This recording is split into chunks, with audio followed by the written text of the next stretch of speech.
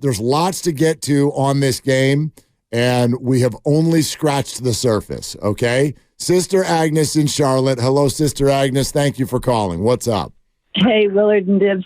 I'm glad to connect with you tonight because there were some aftershocks trying to get the game last night. I was searching for a podcast, and I found one, but the language was so bad I had to check out of it, and I didn't know what had happened. So I went to another one. The language was really bad. So I just watched the NBA ticker and, watched the score. And then I like to go and look at the box score myself and look at the highlights. But I listened to, so I have a couple ideas here, and then I want to ask you a question about Kaminga. Okay. But, the post game by Steve Kerr was the most impassioned post game I have ever heard from him. But he made a statement about he doesn't want any wallflowers. I mean, there was a big build up to, BP, how he's kind of the person that he wants on the floor. Brandon Pajemski, for those who don't speak Steve Kerr code. Yeah, but keep going, Sister Agnes. Yeah. So I'm just wondering if Wiggins or Kaminga are the wallflower. I look at the box score. Kaminga is not filling the role that Steve wants him to fill, which is a rebounder. And I look at the box score, and every time I look, he's like 0 rebounds for a long, long time. He wants to score. And Wiggins, who knows what in the world with him is something's not healed. So I'm just wondering whether you think, did you hear the Steve Kerr post game? Yeah, of course. Yes. I know what you're referring to.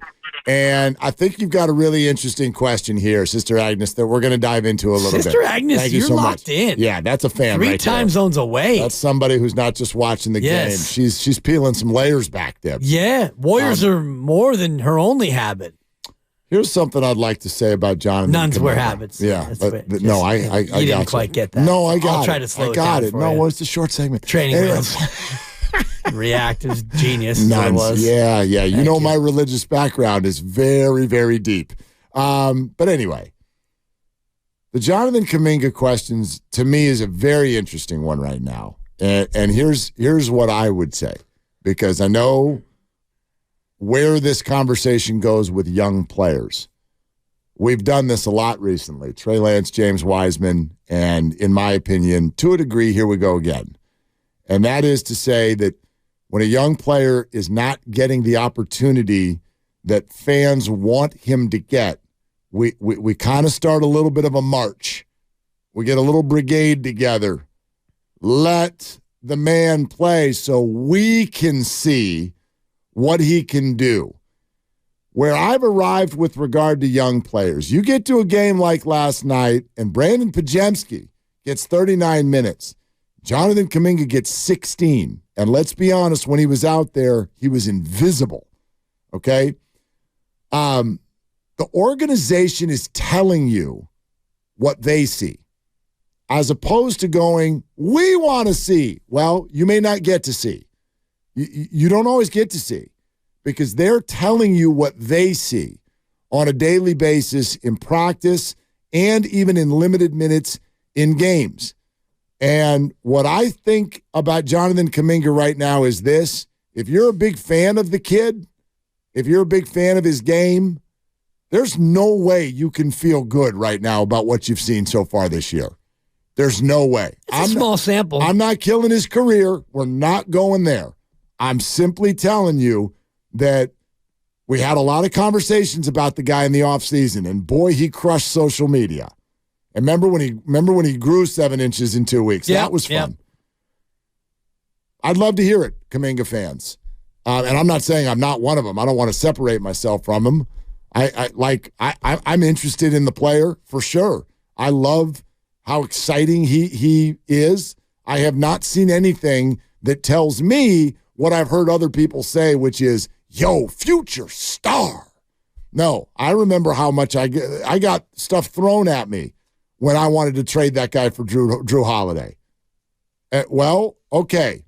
So here are 12 games, and you've got a game where the big three get thrown out or are not available, and he's still getting 16 minutes. He's scoring 5 points. He was invisible when he played. You cannot tell me you're comfortable with what you see from Jonathan Kuminga right now. He's in a bad way right now, and you could see the body language when he's at the end of the bench and his head's down and his shoulders are slumped. He clearly is not playing as well as he would like to be playing. He's 21 years old, just turned 21 about a month and a half ago. And if you look at last night as an example, Steve Kerr only played 4 guys the majority of the game, and then the other 5 was a rotation. It's true. GP2 played fewer minutes than Kaminga played. And, Trace Jackson-Davis played fewer minutes, and Moody played fewer minutes, and Corey Joseph. Steve Kerr went with the guys who he felt most comfortable with, which was Saric and Paul and Looney and Podziemski and Andrew Wiggins. That was the 5 that played the majority of the game. Yes, just to be technical, GP2 and Kaminga had the exact same number of minutes, but the rest of everything that you said. GP2 played 18 seconds fewer. Okay. If you want to break it all the way out. 16 minutes based on, they both had 16 minutes. But anyway. 15:58, 15:40, but it's not even worth discussing. To me, the bigger point is Jonathan Kuminga is not progressing as fast as they would like him to, because yesterday was a great example of a game where no Draymond, no Klay, no Steph. You get 30 minutes or 32. You would think. You get the minutes. You go out there and you dominate. And Sister Agnes is right when she said what she said about his, what do they need him to do? They need him to rebound. Don't worry about shooting the 3. Get in there and get physical, get dirty, defend, rebound, get nasty. What did you see from Podziemski last night? I mean, he got a black eye. He took one charge and the other one got overturned. You could see him every play. You could. Yes, he was in the mix. He's on the floor. Yeah, we rip Wiggins for coasting. I think Kaminga's worse. He's worse right now. Well, Kaminga does it in fewer minutes. But yes, Kaminga, but his body language, his effort coasting level, and he's pouting. Yes, is the problem. His effort level is way less than Andrews. It appears. Yeah, it appears. He disappears, and so. Love to have this conversation today because it's really something I was thinking about, which is just the idea of young players and why we often get very frustrated when we don't get to see the guys we're excited about seeing. And I just think there's more to it than that. I think the organization is telling you. They're telling you. We don't see what we want to see. We're not going to show them to you until we feel comfortable putting them in there.